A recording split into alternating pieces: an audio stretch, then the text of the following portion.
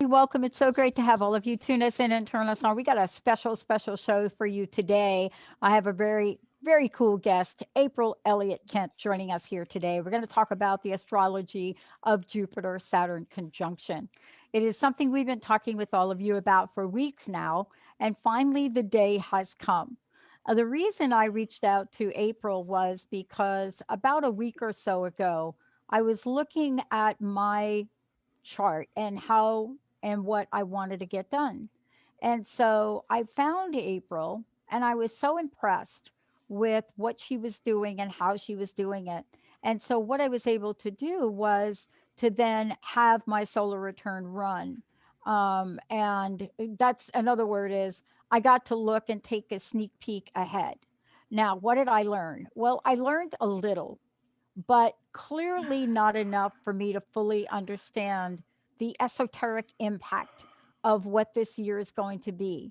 All of us want to know, what are we shifting? What's changing? And so it was really kind of intriguing for me when I looked at Big Sky Astrology and what she was doing and how she was doing it. And then I decided I need to have a conversation today with her about what this means on the day of the meaning. And if you've watched this from an astronomy point of view and you've been following what they're showing you in the stars, in the skies, all of the above, then what happens is you get to the place of awe. At least I know that I am. But then when you think about what is it we're doing here today, and what is it that April has said yes to in her life about sharing aspects of astrology that tap into not just the lining of the stars, but also the soul's pathway. Today, she's going to take us on a journey on this happy solstice day and talk with us about not the new moon in Sagittarius, what does that mean, but so much more. April, it's great to have you. Welcome to the show. Thank you. I'm really happy to be here. And thank you for inviting me, Dr. Pat. This is wonderful. It's so great to have you here. There's so much that I found when I found you. There was so much on your website and the way you talk about this that really caught my attention. Oh, that's Right? great. Yeah, great to hear. Yeah, it's all anybody's been writing about, really, in astrology. At the beginning of last year, it was all about Saturn and Pluto, which was the really big conjunction that got the year off to a big start. And I have to say, a really difficult start. And we knew when we saw that coming as astrologers, that's all anybody was talking about in 2019. And then throughout 2020 as well, we have been looking at how that particular coming together of Saturn and Pluto has really played out in society, in the culture, in our lives. And so now this is like the bookend at the other end of the year, this beautiful Jupiter-Saturn conjunction that we have in Aquarius. So we're all feeling pretty excited about it and happy to be writing about something kind of uplifting for a change. And that's really why I wanted to have you on here, because my listeners probably ad nausea are tired of me following Jupiter. Of course, my planet, my ruling planet, one of my ruling planets. I split the scene between Jupiter and Capricorn. So they have Okay. a very interesting relationship in my chart. Right. But I had to take a sneak peek because I know what it was like when Jupiter started to make its rounds. First of all, in Sagittarius, then in Capricorn, right? And so if I look back and I say, wow, that makes sense, nothing makes more sense than looking back at 2020 and looking at this Pluto Saturn thing, right? Yeah. And people are a little afraid. So that's why I wanted to have you on, because we're in a new energy, aren't we? I absolutely have felt it over the last week. I don't know about you. If Yeah. Jupiter is, do you mean that you have the sun in Sagittarius in your chart? I have the sun in Sagittarius and my moon in Yes. Capricorn. And There I you got a bunch go. of other Sagittarian things, but they're all up like here in this right quadrant. Mm-hmm. Um, So you are, as you say, I mean, you're sort of the litmus test for this conjunction because Jupiter and Saturn are two of your most important ruling planets. And in my chart as well, I'm having a Jupiter return tomorrow. wow. So I'm really kind of feeling this energy. And I have the Saturn Pluto conjunction on my Saturn because I was born with Saturn in Capricorn, Jupiter just in Aquarius and conjunct. So I find myself over and over being the mouthpiece for this particular conjunction. And I guess you are too, because we're Well, really tuned into yeah, those. yeah. I've been the mouthpiece with very little knowledge and education. So I'm the mouthpiece that talks about it from a practical, this is what's going on. Yeah. Um, Yeah. my understanding, and let's give people a little backdrop to this, is that I've been sharing this beautiful relationship between Jupiter and Saturn. And it's almost like you can get one of those sci-fi movies, like the one where they show you the meteors are going to crash and like that. Yeah. Because when you see how close they get, what is it? Mhm. They haven't come this close in hundreds of years, right? Well, except they're not physically close. It's sort of like close in the way that when we have a solar eclipse, Okay. there's this very, very funky coincidence, celestial coincidence that means the distance of the moon from the earth and its size lines up in just the right way so that we can get an eclipse. They're obviously not right. We're not right next to each other. It's the same with Jupiter and Saturn. I mean, they're very, very far apart. But every now and again, every 100 years or so, you will get a situation like this where they appear really close in the sky. I'm so excited tonight to go out and see the exact conjunction because it's been beautiful and clear. You're in Seattle, right? Yeah. We're gonna Yeah. watch it on the internet. Right. Well, here in San Diego, I have to say it's been beautifully clear. And I've been going out every night, seeing that night that the moon was really close as well, 4 or 5 days ago, was stunning. And last night, it's just, you see it getting closer and closer, and it's really something to see. So yeah, we're really excited about it. And there's some speculation, of course, that something similar was what's referred to in the Bible when they talk about the Star of Bethlehem, the Christmas star. So, because it's just going to be dazzling. So yeah, having them come together, though, they come together in a conjunction every 20 years. So this is kicking off several cycles. One is the regular 20-year, what we call a synodic cycle of Jupiter and Saturn. Jupiter has a 12-year cycle to go around the sun, and Saturn has a 29-year cycle. So it's only every 20 years that they sync up, and we get these great conjunctions, we call them. And they're fairly spectacular. What they're doing is resetting the economy, politics, culture for the coming 20 years. Yeah. So that's kind of what we're looking at today on the day of the solstice, which is kind of exciting. Well, here's what excited me when I started to like dabble into this a little bit further. And I did get my solar return chart from you, and I got an additional chart. And of course, I've been looking at it and literally cannot make sense of it except for what you've written and helped me get clarified. But what I've noticed about it is the sort of movement in it. But isn't the game changer really Aquarius? Oh, I mean, because we're talking about Jupiter and Saturn, and they do the dance. But they have not danced with Aquarius in a really long time, have they? Right. It was since 1405, at the dawning of the Renaissance. So it has been. So what happens with Jupiter and Saturn is it takes 800 years for these great conjunctions to move through all of the elements. So we've been having them in earth signs for about 200 years. And now they are switching once and for all to air signs. We'll have that for about 180 years. So it's really very exciting. As you say, Aquarius hasn't had its due in a very long time. And we're kind of looking at this with some excitement and thinking, well, this is, probably what we saw when we first had Jupiter and Saturn coming together in an air sign, just as a little fluke back in 1981. It was in Libra. And that really kicked off a 20-year cycle of amazing advancements in technology. Yeah. personal computers and cell phones, and the dawn of the internet, and cable television, and the changes to the news cycle, and so forth. Yeah, So it was we, dazzling. Your word was dazzling, right? I think, mhm, let me not misquote you, but when you were talking, April, about like the sky dazzling, my sense is a sort of dazzling transition time. mhm. Now that's mine, and I know we're going to have some interesting rough spots, but call me biased. But I really think in this dynamic of Sagittarius, right? Or let's say Jupiter and Saturn in this little dance, right? Mhm. I think because of Aquarius, it's almost like if these two were playing a ping pong match and Mhm. Aquarius was the referee and Mhm. there was a ball in question, the point would go to Jupiter. Maybe I th- so. I like how you're thinking of that, and I share your optimism about it. I would say that the analogy is a little better to a playing field. Aquarius is like the playing field where Yes, they're going to be playing out.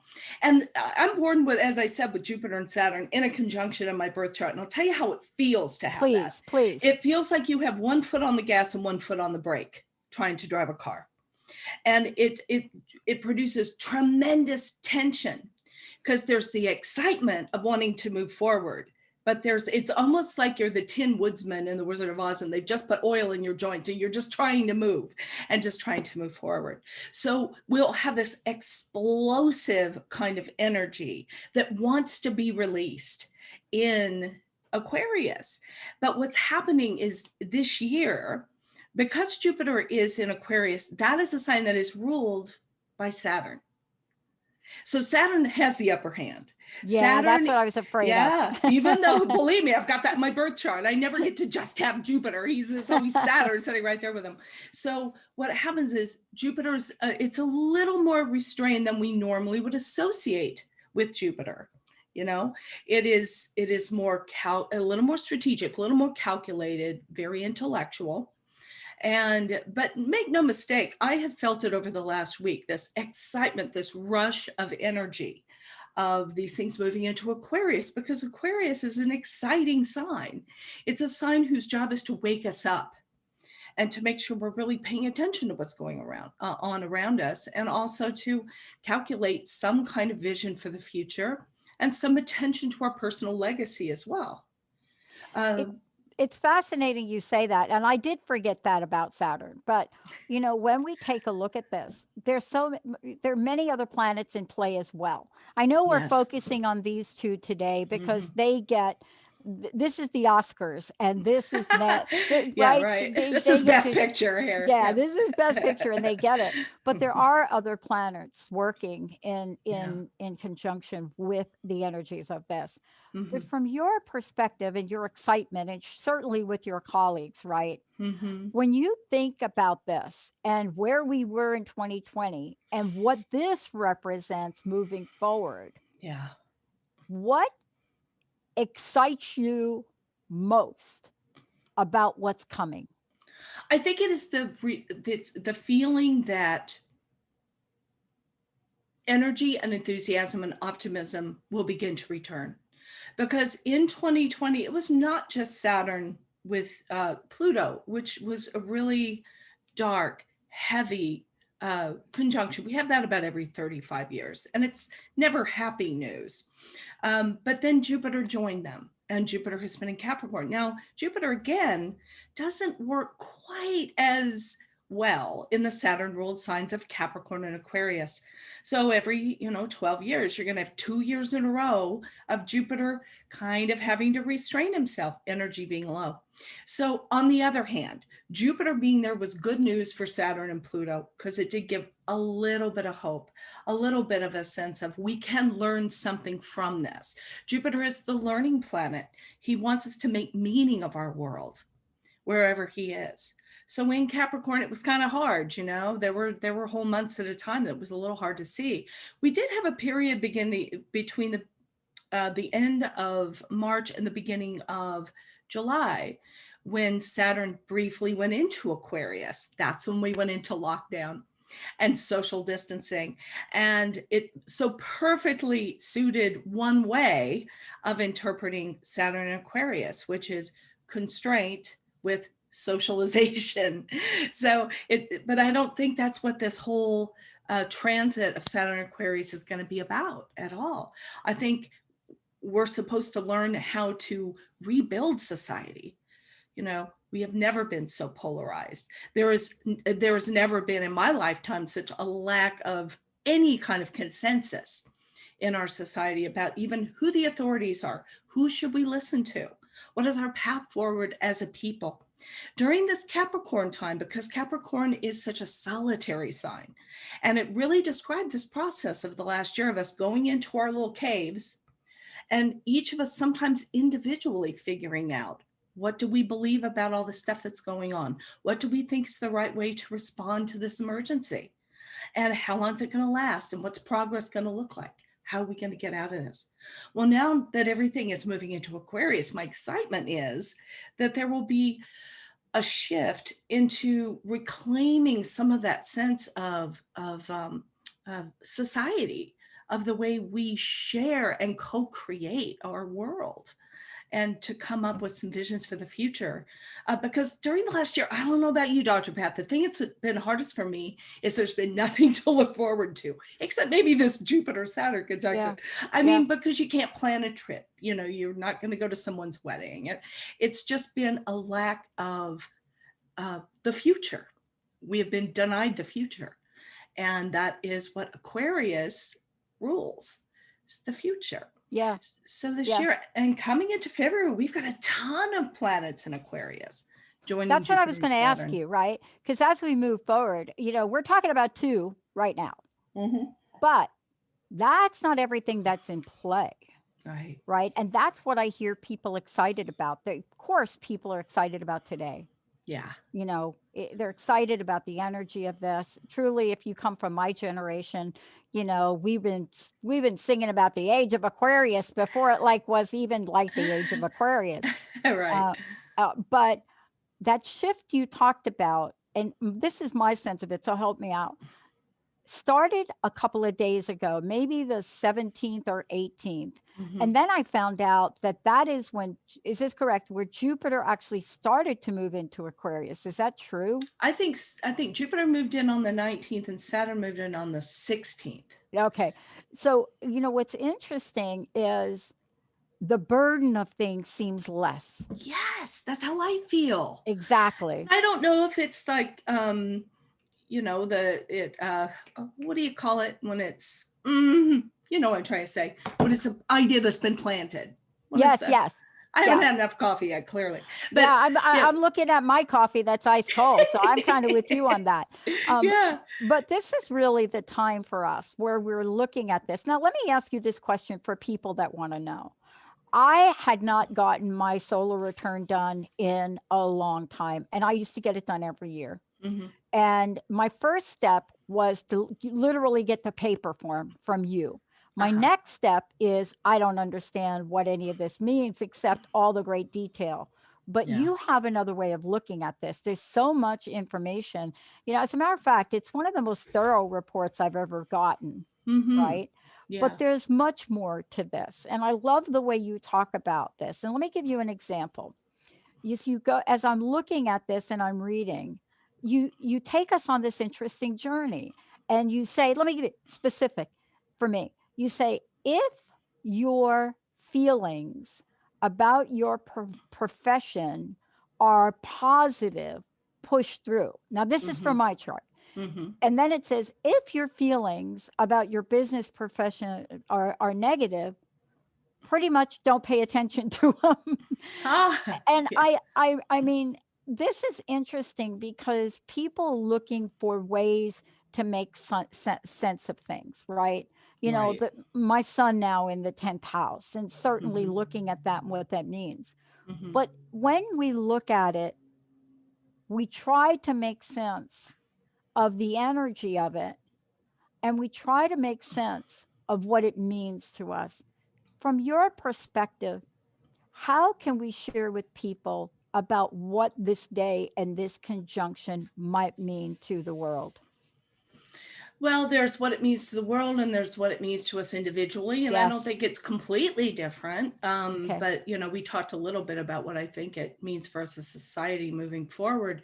Usually, when at least we've had Saturn in Aquarius, Jupiter only lasts a year in a sign, but Saturn takes 2.5 years. So it's a little more of a profound effect from that.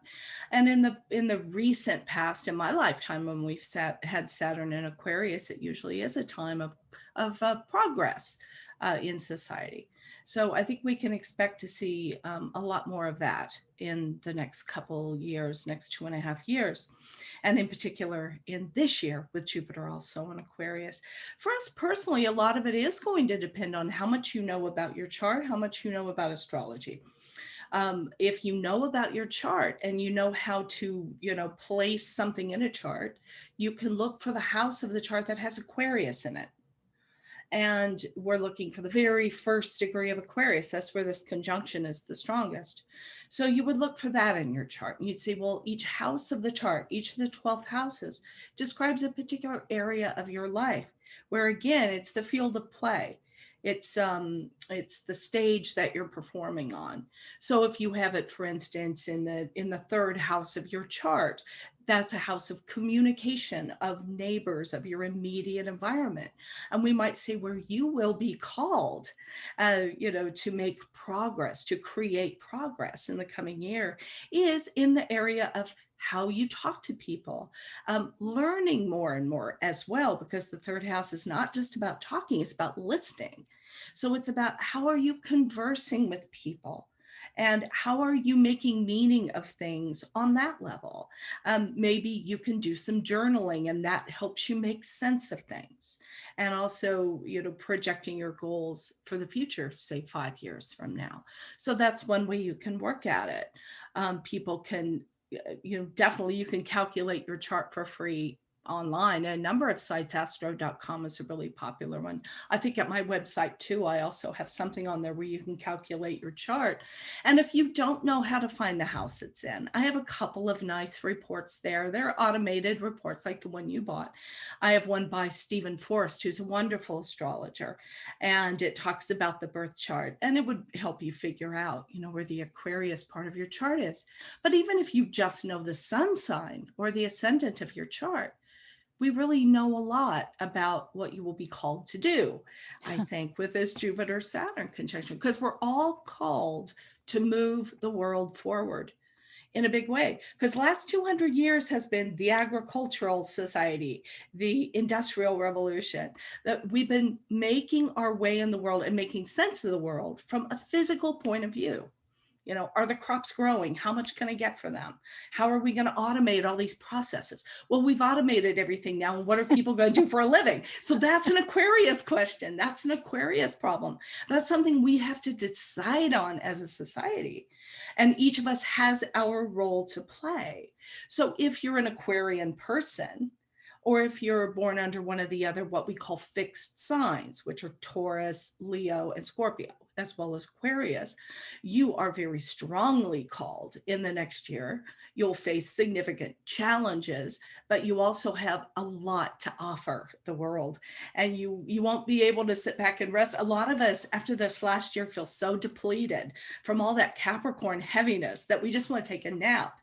But I'll tell you, I've got a lot in my chart in those fixed signs, and I'm feeling energized. Yeah. And I think that's what those signs will be feeling. If you're born on the signs of Gemini and Libra, which are naturally trine Aquarius, that are in the same element, they're also air Wow. signs. Significant gifts and rewards. I mean, this is the time when the things you've been working so hard at. Libra's had a heck of a time of it this year. And Gemini it's been difficult. There's been a Yeah. lot of adaptation that's had to happen. Yeah. I heard that about Libra. I mean, almost everyone I Mm-hmm. know has really struggled this year. Yeah. And not a struggle. What am I trying to say? Not like there are struggles and there are struggles. And I'm Yeah. talking about the mental, the emotional Yeah. aspect of this Mm-hmm. that really has taxed itself in on Libra, from what I can tell. Look, Right. what I'd like to do is take a short break. When we come back, Mhm. I'd like to dig deeper into this and Okay. get a sense of you as you look forward past today. What other exciting movement of planets can we look forward to? But before we go ahead, please tell people how they can find out more about you, April, how they can get on your website, how they can work with you directly, please. Yes, well, they can find me at my website, bigskyAstrology.com, which I actually started publishing at the last Jupiter-Saturn conjunction in 2000. So they can find me there, bigskyAstrology.com. You can find my free weekly column, a lot of articles and essays that I offer, also information about my personal readings and reports that you can buy. I've been an astrologer for a pretty long time now. It's been since my first Saturn return, so about 1990. I think I went into practice. It's what I do full time. It's my full time gig. I've written 3 books, including The Essential Guide to Practical Astrology, which is, I think, a pretty good beginning level book for people that want to know more about astrology. I love it. And, and the way that folks, when you go to the website, you're going to see there's so much information. You also can subscribe. When we come back, what does it mean if you look at your chart and your birth chart and you're like, oh my gosh, where's Aquarius? What does that mean if you're looking at that chart and you're saying, well, is this the age of Aquarius for everybody but me? Or does something help you out in your solar return? We're going to talk about the relationship of these two when we come back, because what happens when you look at the year ahead, especially if I look at my chart, where I'm the person say, Aquarius, Aquarius, please come out wherever you are. But then you look at the return and something changes. On the other hand, as you were talking about, April, Moon in Capricorn, Mercury in Capricorn, Mars in Capricorn. That's the year I've had. Let's take a short break, everybody. We'll be right back with my very special guest.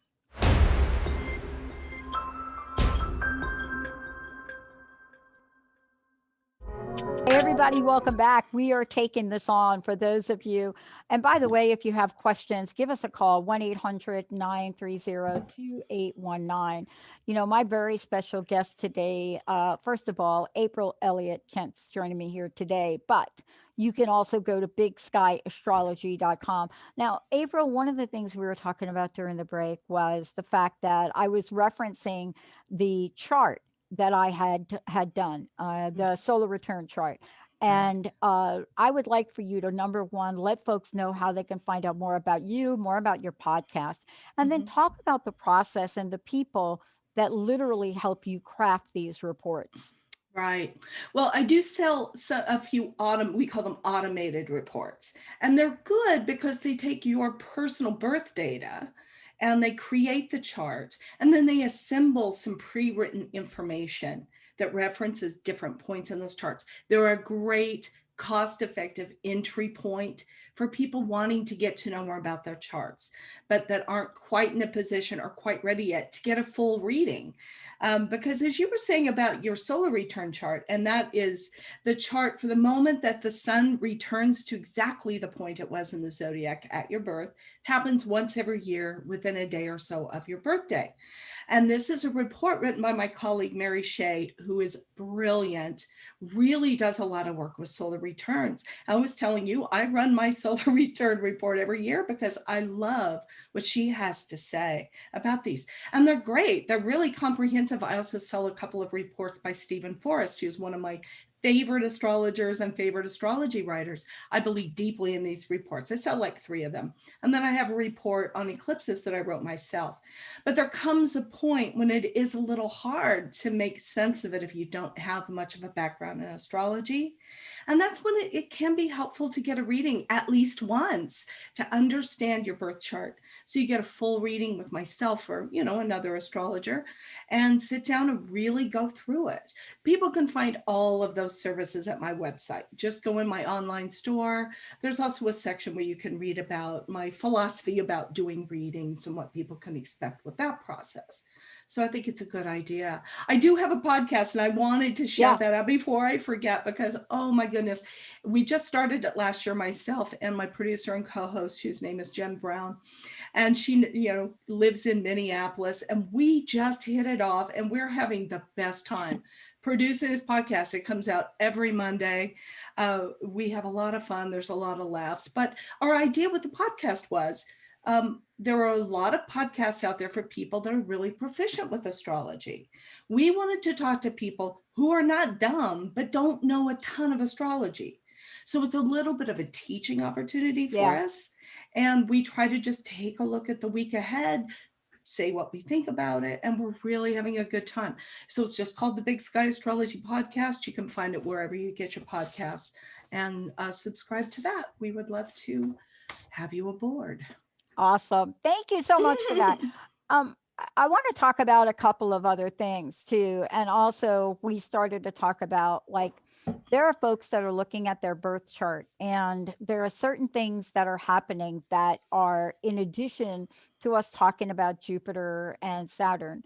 There are other things. For example, what I learned is when I looked at my solar return chart, um, I was had a huge awakening about the position of the sun in this chart, where it is, and what that means. And I wasn't thinking that. I Mm-hmm. wasn't thinking about, oh, wait a minute.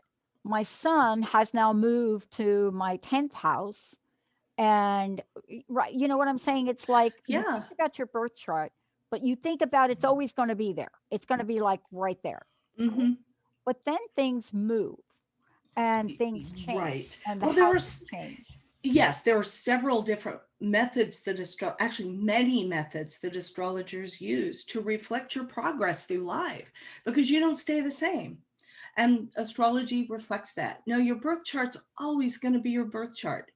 It is the map of your potential. It says, here's why you're here.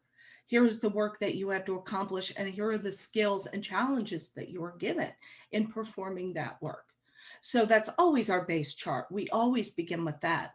What makes the solar return chart unique is it takes it's a moment in time in a given year, and it is sort of a microcosm of all of the other systems that we might use to interpret the year for you. All of these same kinds of things are going to show up in that solar return report. So that's a fascinating one. We will also look at what we call transits, which is the position of the planets in the sky right now as they impact the positions of the planets in your birth chart. So if you have something in your chart at 0 degrees of Aquarius, say it's the sun, let's say that you were born on January 21st or whatever it is, and your sun is at 0 degrees of Aquarius, we know this Jupiter Saturn resonates with that part of your chart. And it says, what's going on out there, transits, is sending stuff to you personally in this point of your chart. So that's how we work with that. So you look at the house that it falls in, and you look at any planets it's connecting with. I find it fascinating, and thinking about this and thinking about the importance of where things are relative to a house. So Mm-hmm. can we talk about this for a minute? Because Mm-hmm. folks get their charts and they look at it and they say, I'm a Sagittarian, or I'm a Virgo, Mm-hmm. or I'm this, or I'm that.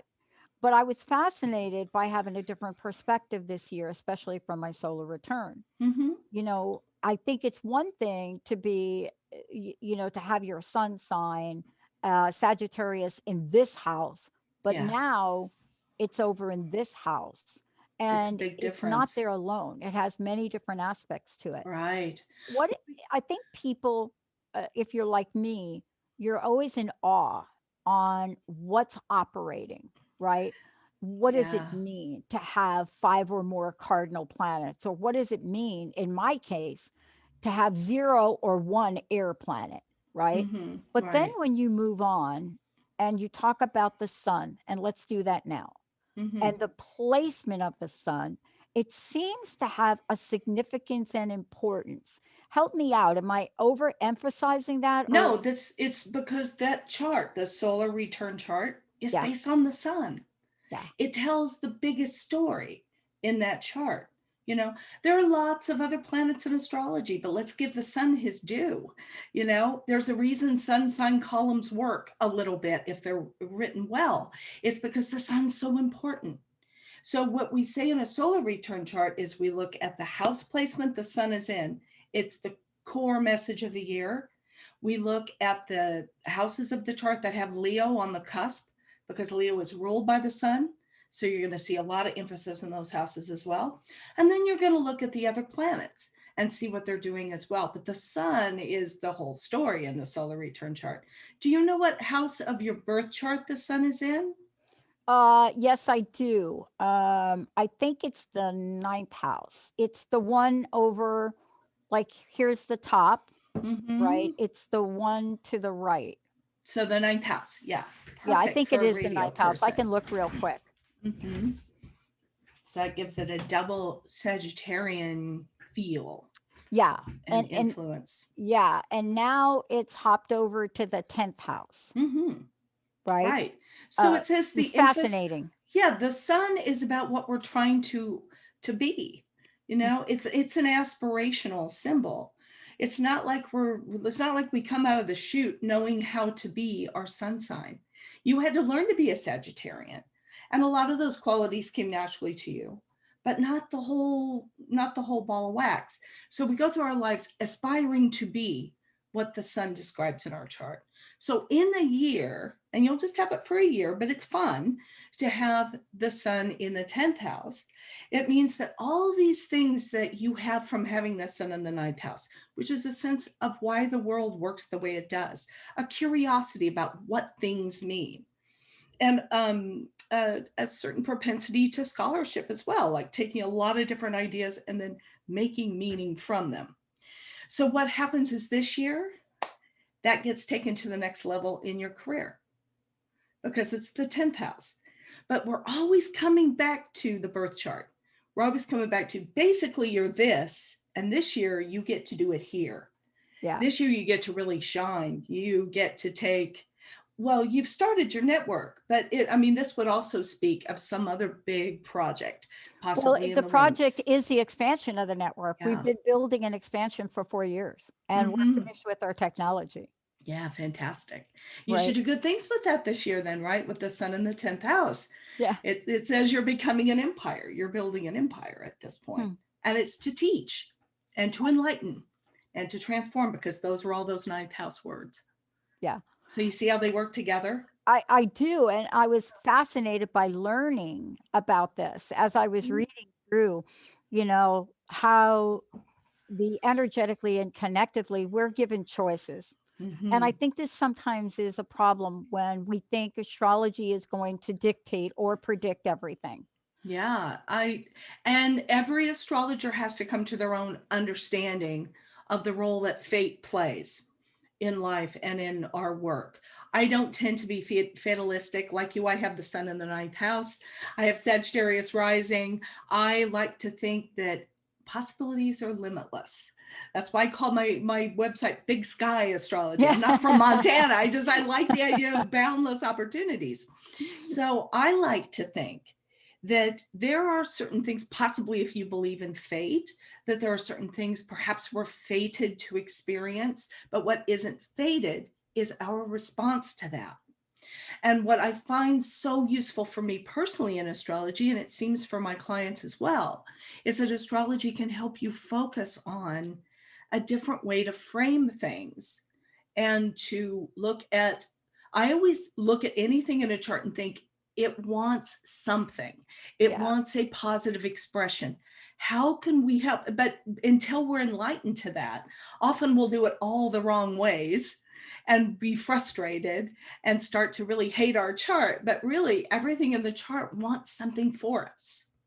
And so it's a question of figuring out what that is so that we can just make a little pivot in sometimes in one small direction and everything falls into place.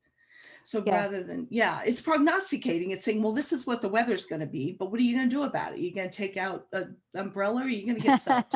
What do you want to do? Yeah.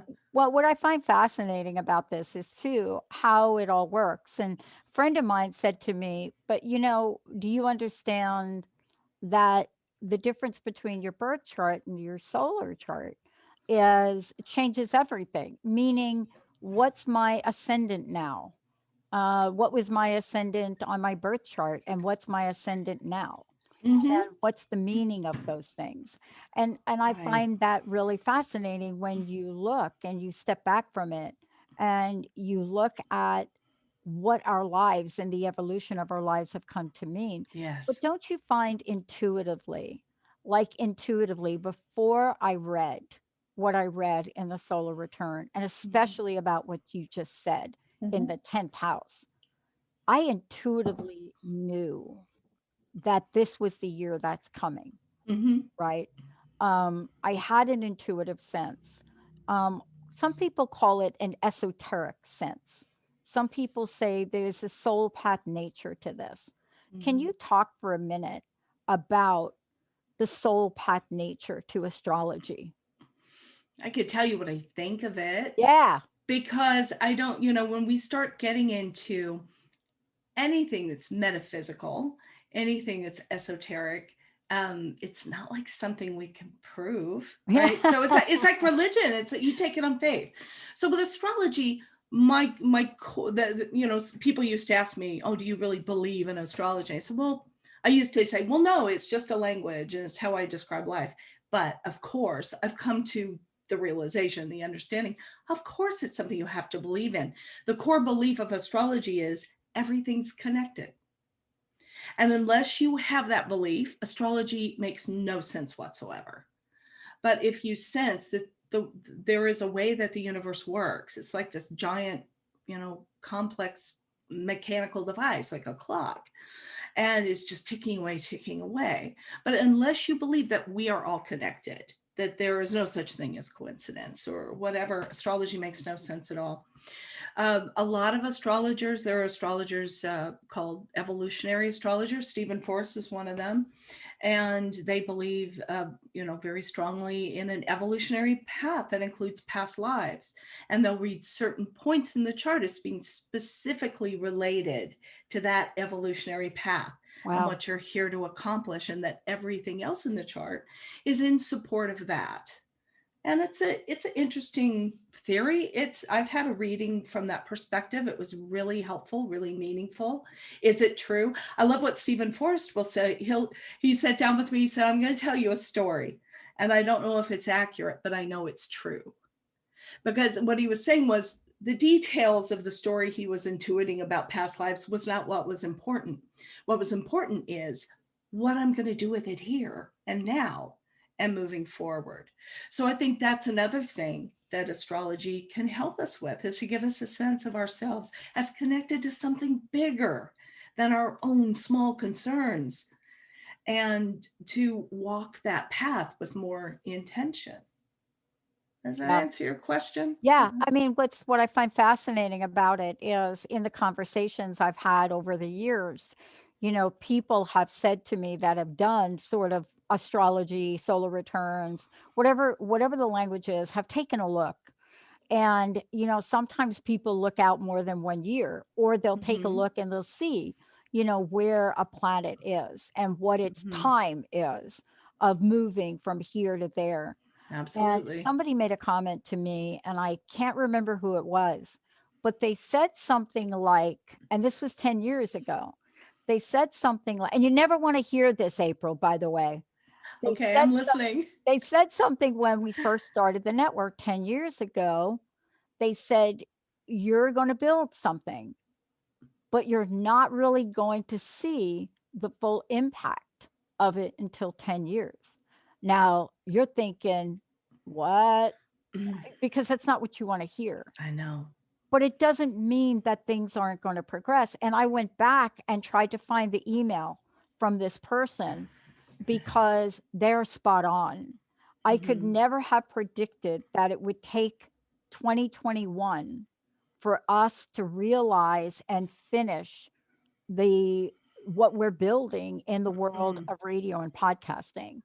And Right. yet it all got finished in this time period, which is highly, we were unpleasantly surprised.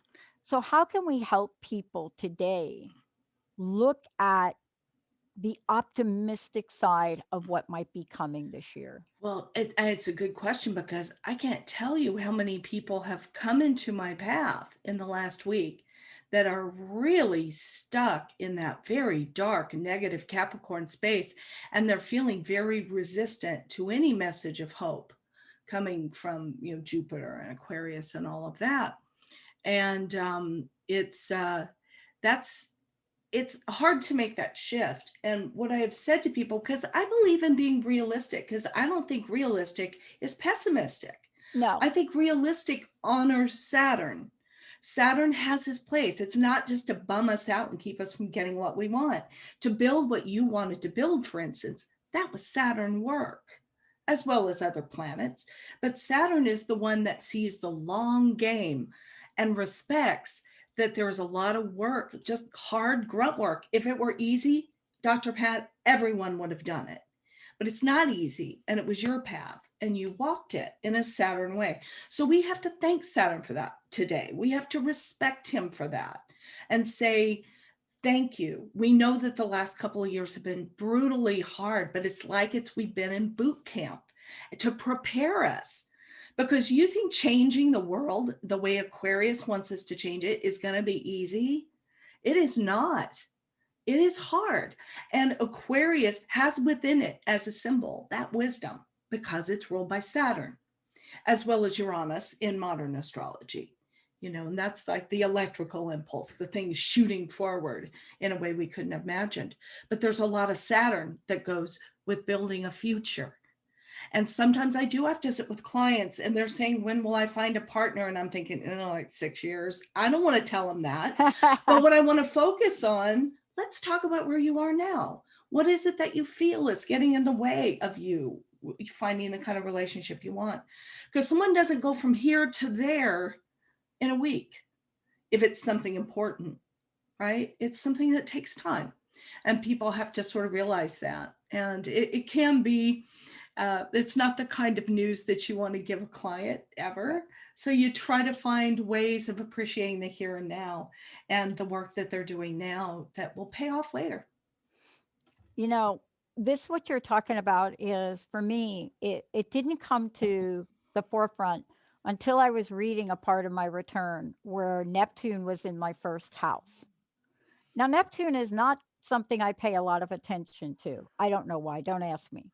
No, but But he does. He sneaks under the radar. and he can, and the reading on this for me, and there's a lot in this chart. There's a lot that I wanted to read about, and there's some things I didn't. But when I got to this part and I saw this and the interpretation of this, I totally got it. It was like the summation of this was so spot on. And the idea of the soul interpretation and the spirituality in this particular place, it Mhm. was so, how should I say it, heart opening. Because, Wonderful. this spirituality and esoteric astrology or esoteric anything, it's hard to put your finger on it, right?